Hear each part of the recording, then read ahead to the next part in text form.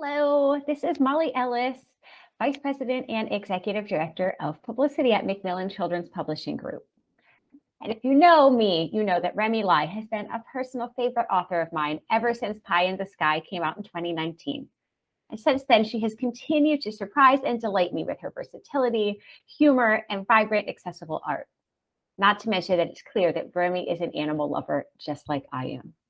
So it's likely no surprise that I'm going with Remy's new series, Surviving the Wild, as my March staff pick. Described as Planet Earth meets Narwhal and Jelly, this funny and suspenseful early reader graphic novel series features heroic animals surviving in the perilous wilderness, each based on true events. Surviving the Wild will launch in April with two books: Star the Elephant, in which a young pachyderm is separated from his herd and forced to survive numerous perils all alone, and Rainbow the Koala, who must contend with drought, a brush fire, and a relentless bully in the form of a local kookaburra. Each book is filled with heartfelt emotion and genuine stakes for its animal protagonists. Plus, each one also includes facts about climate change, animals and ecosystems, and actionable ways to help protect the environment. This is a perfect series for emerging readers who love animals and adventure, and there's much more to come.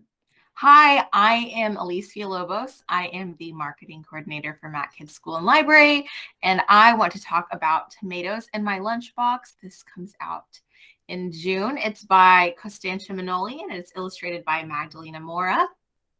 Tomatoes in My Lunchbox is a moving picture book from debut author Costanza about the first day of school, layered with themes about the immigrant experience and feeling out of place. A child newly arrived in another country feels displaced, lonely, and a little scared on her first day of school. Her name doesn't sound the way she's used to hearing.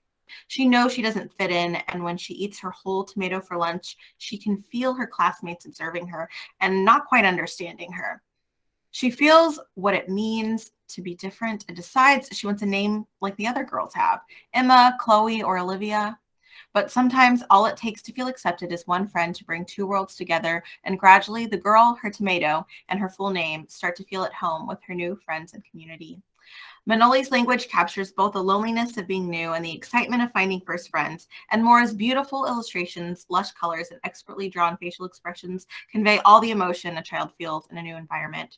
I personally related to this feeling of otherness when I was younger, and it was so cool to get to see the illustrations on the page reflect the anxiety of being young and not feeling accepted. Hi, my name is Mary Van Aken, and I'm the Director of School and Library Marketing at Macmillan Children's. For my staff pick, let me start by setting the scene. We're in Blackwater, a town in the Northeast that is at once picturesque and just a little bit spooky. If you grew up in the Northeast like I did, then you will recognize the setting immediately. It's chilly but inviting, and the woods beg to be explored. Blackwater is the backdrop to what is one of my favorite recent YA graphic novels, and where we meet Tony and Eli.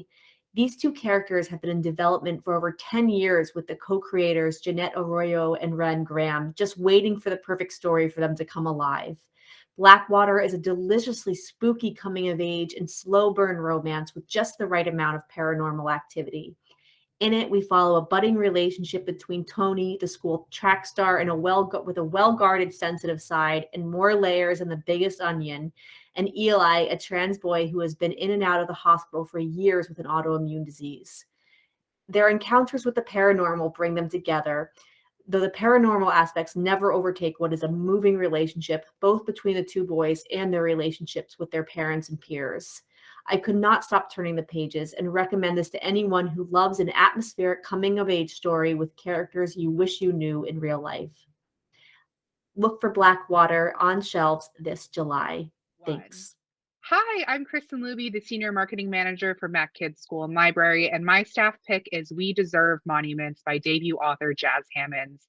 It's coming this November, but I just have to share it with you early because this is truly one of my favorite reads of the next year. It's a slow burn mystery, a small town drama, and a swoon-worthy romance that explores family secrets while unpacking generational trauma and our country's history of racial violence. It's a debut that you simply can't miss this year, and it's available to request on NetGalley now, so you can start reading. In We Deserve Monuments, 17-year-old Avery Anderson finds herself uprooted from life in DC to the small Georgian town of her terminally ill grandmother, Mama Letty. The tension between Avery's mom and her grandmother makes for an unwelcoming arrival and uncovers decades-old family drama that Avery has never known about. For you Gilmore Girls fans, Jazz Hammonds compares their dynamic to Emily and Lorelai Gilmore. And each time Avery tries to dig deeper into the secrets that have driven them apart, they turn Avery away, which only makes her want to learn more. While her grandmother remains cantankerous and closed off, Avery finds friendship in Simone, her captivating next-door neighbor. But as Avery and Simone's friendship blossoms into something more than friendship, the judgmental opinions of their small southern town begin to hint at something more insidious underneath. Turning to Mama Letty for answers only results in more questions, uncovering secrets that lead to a shocking reveal. The racist history of this town is rooted in Avery's families in ways she can't even imagine. In this must-read debut, Jazz skillfully captures the voices of these characters to create a vividly drawn Southern community on the edge of transformation or destruction, a reckoning that asks which of us deserve to be memorialized and who deserves monuments. Again, We Deserve Monuments is available to read on NetGalley now, and I hope you'll share it with your young readers. Thanks.